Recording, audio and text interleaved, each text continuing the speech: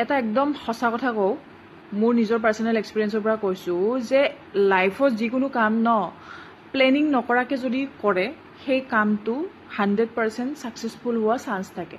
যিবোৰ কাম আমি প্লেনিং কৰি কিনে কৰোঁ বহুত প্লেন কৰোঁ, সেইবিলাক কামৰ ছাকচেছফুল হোৱা চান্সটো মানে কম থাকে।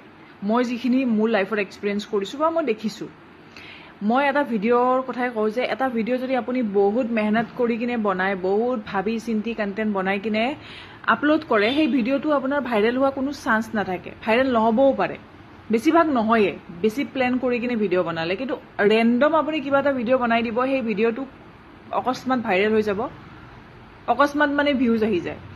ৰেণ্ডম মানে যি মানে আপুনি এটা বনাই দিছে, ঠিক আছে।